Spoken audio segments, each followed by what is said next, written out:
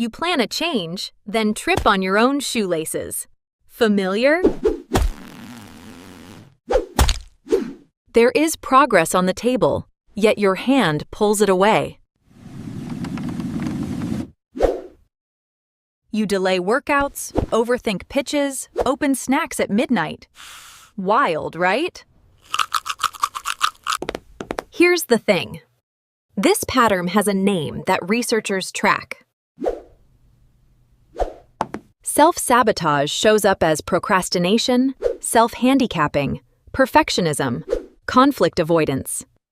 You've probably noticed it spikes near deadlines, feedback, or milestones you actually want. So who are the saboteurs? Often, it's you on a stressful Tuesday. No clinical label required, just ordinary brains managing risk, ego, and energy. Think about that. Your mind protects you while kneecapping your goals. The roots run deep in decision science and motivation research across decades.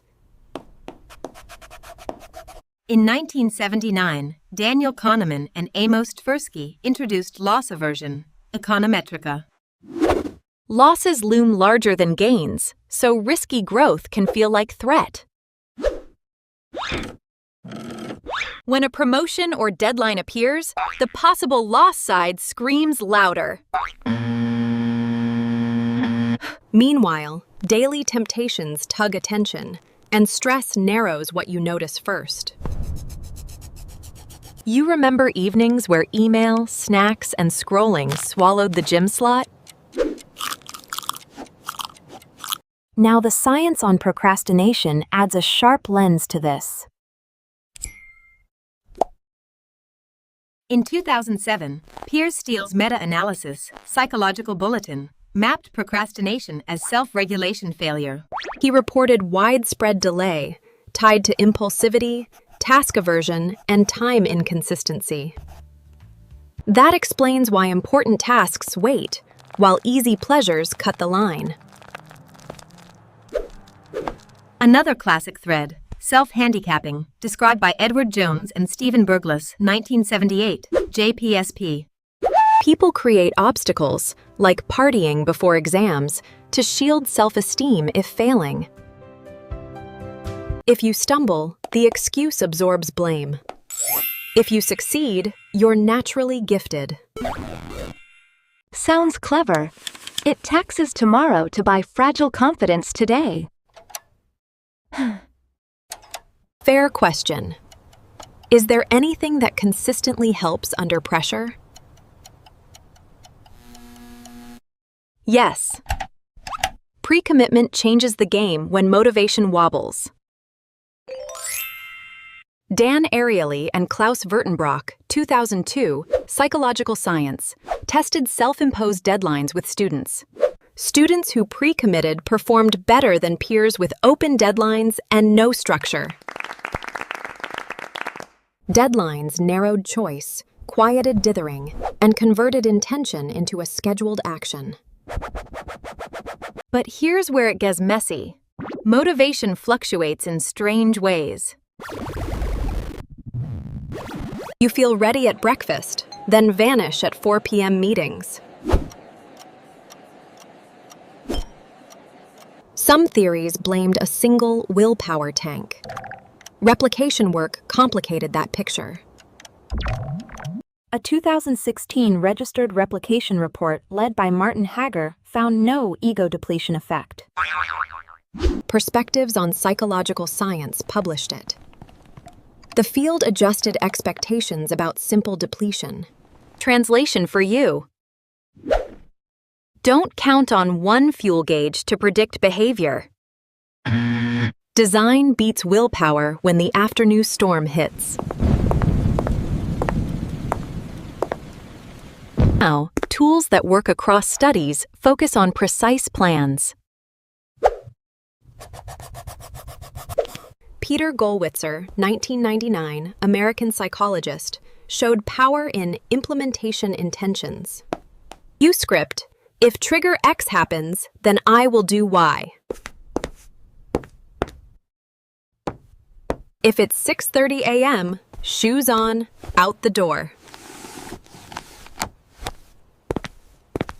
These plans automate the first step, reducing choice overload at crunch time. Add mental contrasting to sharpen commitment where it matters. Gabriele Oettingen, with Pock and Schnetter, 2001, JPSP, tested this approach. You imagine the desired future, then contrast it with present obstacles. When expectations are realistic and high, commitment strengthens. When low, you pivot. That saves months of grinding on mismatched goals. Helpful, right? Another angle. Self-discipline predicts outcomes beyond sheer intellect in school settings.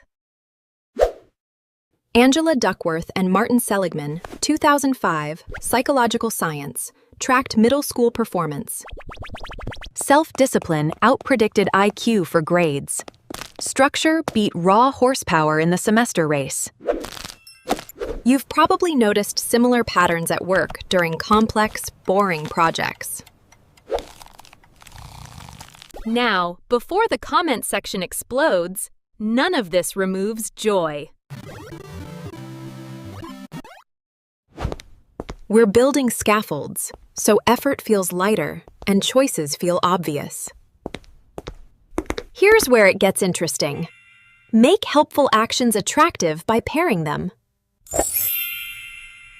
Catherine Milkman, Julia Minson, and Kevin Volpp, 2014, Management Science, tested temptation bundling. People linked gym time with guilty pleasure audiobooks, and attendance increased. The reward rides shotgun with the habit. Friction drops, consistency rises.